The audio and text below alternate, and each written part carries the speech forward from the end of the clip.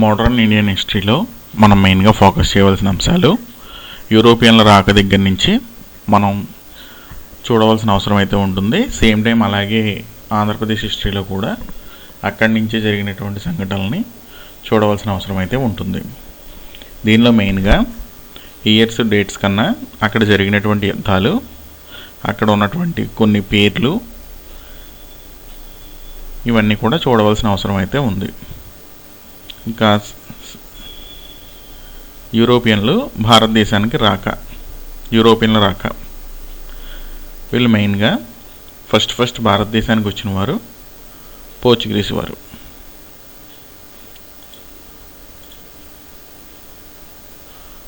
Portuguese తర్వాత Dutch వారు, తర్వాత బ్రిటిష్ వారు, తర్వాత డేన్స్, తర్వాత ఫ్రెంచ్. ఈ రకంగా మెయిన్గా 5 దేశాల నుంచి భారతదేశానికి అయితే రావడం జరిగింది. ఈ డేన్స్ వారు వీరేంటంటే జస్ట్ వచ్చారు, వాళ్ళ యొక్క వాణిజ్య స్థావరాలన్నీ కూడా బ్రిటిష్ వారికి అమ్మేసి వెళ్ళిపోయారు. మెయిన్గా మనకి ఫోకస్ చేయవలసిన అంశాలు పోర్చుగీసు, డచ్, బ్రిటిష్, ఫ్రెంచ్. మెయిన్గా వీళ్ళ దేశాల నుంచి ఎవరెవరు వచ్చారు, అసలు ఏం చేశారు వాళ్ళు అనేది మనం తెలుసుకోవాల్సిన అవసరం అయితే ఉంది.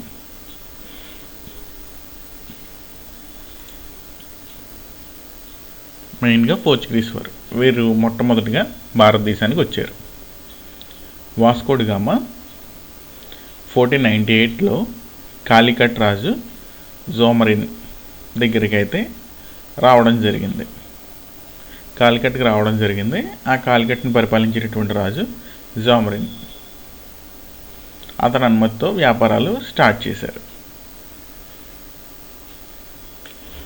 ఈస్టోడా ఇండియా అనేటటువంటి పోర్చుగీస్ కంపెనీ 1500 సంవత్సరం నుంచి స్టార్ట్ అయింది. వీరి యొక్క ప్రధాన కేంద్రం కొచ్చిన్. వీళ్ళు ఫస్ట్ కాలికట్కి వచ్చారు. అక్కడే తొలి స్థావరాన్ని ఏర్పాటు చేశారు. వీళ్ళ స్థావరాలు వచ్చి కొచ్చిన్, డయ్యూ, డామన్, గోవా, శాంతోయ్ అనేది మద్రాసులో ఉంది. ఈ రకంగా వీరి యొక్క ప్రధాన స్థావరాలు ఇవన్నీ. వీళ్ళు మన దేశంలో పొగాకు, మొక్కజొన్న, మిరప పంటలను ప్రవేశపెట్టారు. వీళ్ళు రావడానికి ముందర మనకి పొగాకు కానీ, మొక్కజొన్న కానీ, మిరప కానీ ఈ రకమైన పంటలు ఏమీ కూడా లేవు. మిరప ప్లేస్లో మన వాళ్ళు మిరియాలను వాడేవారు. వీళ్ళు మెయిన్గా మిరియాలని తీసుకెళ్ళడం, సుగంధ ద్రవ్యాలను తీసుకెళ్ళడం, వీటి ద్వారా వీళ్ళు బిజినెస్ అయితే స్టార్ట్ చేశారు మన దేశంలో.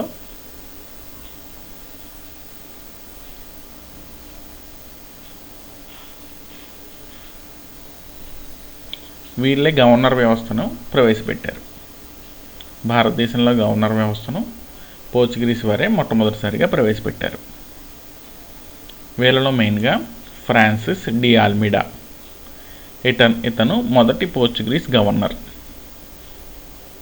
ఇతను బ్లూ వాటర్ ట్యాక్స్ నీలి నీటి విధానాన్ని ప్రవేశపెట్టాడు.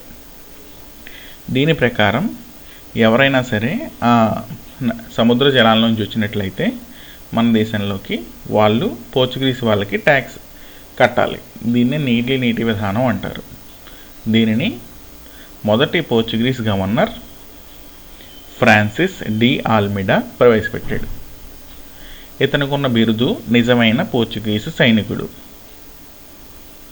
వీళ్ళు పోర్చుగీస్ వారు శ్రీకృష్ణదేవరాయలతో ఫ్రెండ్షిప్ అయితే చేశారు. శ్రీకృష్ణదేవరాయలు సేనాధిపతుల్లో నావికాదళానికి చెందిన తిమ్మోజు అనే అతని నాయకత్వంలో నావికాదళంతో వీళ్ళు గోవాపై దండయాత్ర చేసి గోవాను ఆక్యుపై చేసుకున్నారు. తుంగభద్ర కెనాల్కి వీళ్ళే డిజైన్ అయితే చేయడం జరిగింది. డిజైన్ వీళ్ళే చేశారు పోర్చుగీస్ వారు. వీళ్ళు ప్రింటింగ్ ప్రెస్ను భారతదేశానికి తీసుకొచ్చారు. వీళ్ళు అప్పటికే ముంబై ఇలాంటి కొన్ని పెద్ద సిటీస్లో వీళ్ళ స్థావరాలను ఏర్పాటు చేసుకున్నారు. వీళ్ళ పోర్చుగీస్ రాకుమార్తె క్యాథరిన్ మోయోని బ్రిటిష్ రాకుమారుడు 2వ చార్లెస్కి ఇచ్చి వివాహం చేశారు. ఈ వివాహానికి సంబంధించి ఈ రెండవ చార్లెస్కి కట్నం కింద బొంబాయిని ఇవ్వడం జరిగింది. బొంబాయి అనేది భారతదేశ వాణిజ్య రాజధాని.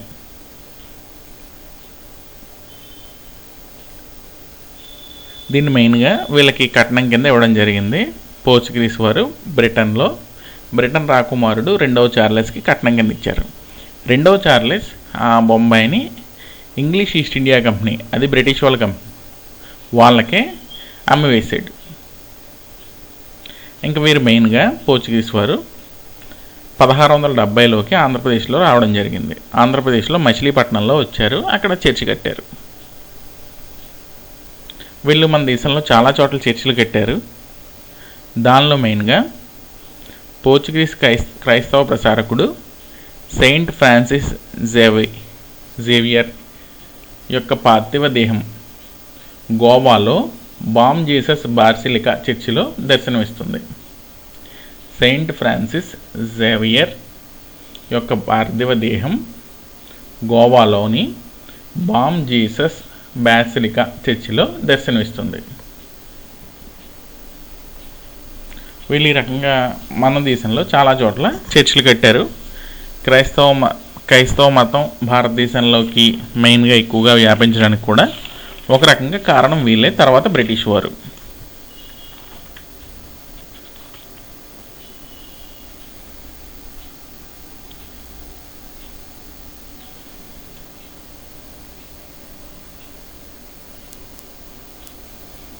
వీళ్ళు మెయిన్గా ఇంగ్లీష్ ఈస్ట్ ఇండియా కంపెనీకి ఇండియన్ రెంట్ కూడా ఇచ్చారు కొంత,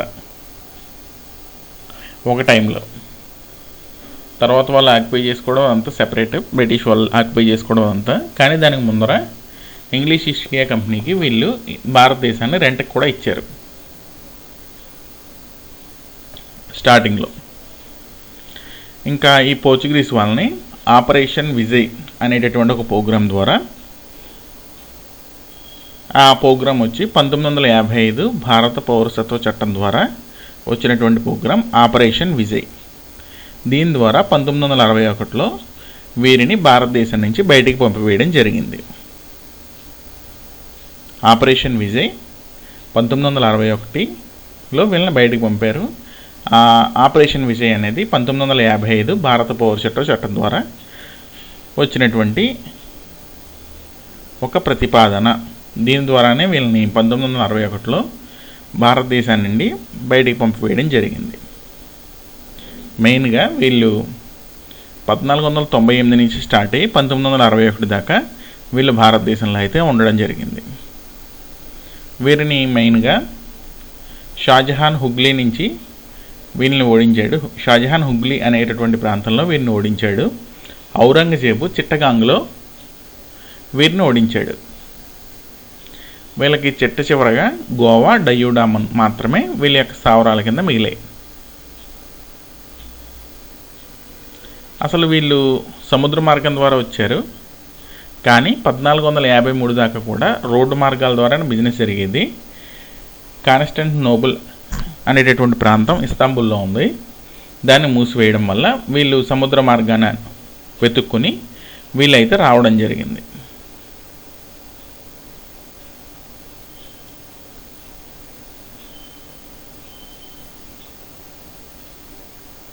1453లో రోడ్డు మార్గం క్లోజ్ చేస్తే మెల్లిగా 1498న మళ్ళీ వీళ్ళు సముద్ర మార్గాల ద్వారా అన్వేషించి భారతదేశానికి అయితే రావడం జరిగింది.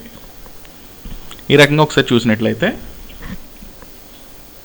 మొట్టమొదటిసారిగా భారతదేశానికి వచ్చిన వారు పోర్చుగీస్ వారు.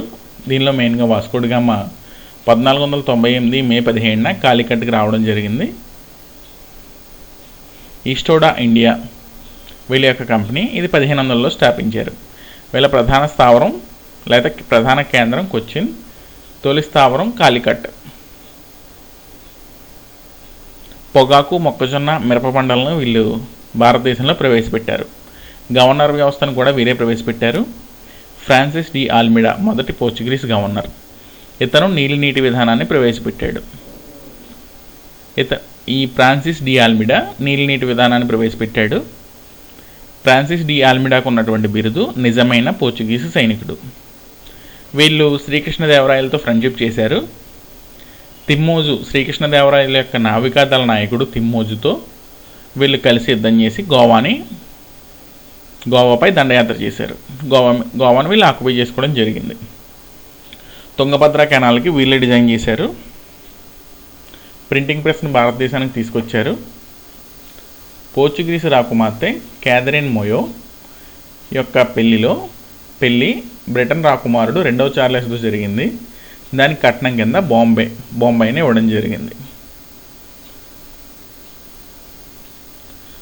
ఇంకా ఆంధ్రప్రదేశ్ విషయానికి వచ్చేటప్పటికి వీళ్ళు 1670లో ఆంధ్రప్రదేశ్ రావడం జరిగింది. మచిలీపట్నంలో అక్కడ వీరు చర్చిలు కట్టారు. ఇంగ్లీష్ ఈస్ట్ ఇండియా కంపెనీకి భారతదేశాన్ని రెంట్కి ఇవ్వడం జరిగింది. వీళ్ళని చివరగా ఆపరేషన్ విజయ్ అనేటటువంటి ప్రోగ్రాంతో వీరిని మన దేశం నుంచి బయటికి పంపడం అయితే జరిగింది. వీళ్ళు మెయిన్గా వీళ్ళని షాజహాన్ హుగ్లీ అనే ప్రాంతంలో వీళ్ళని ఓడించాడు. ఔరంగజేబు చిట్టగాంగ్ దగ్గర వీళ్ళని ఓడించాడు. వీరికి మెయిన్గా చివరికి గోవా డయ్యూ డామును మాత్రమే మిగిలాయి.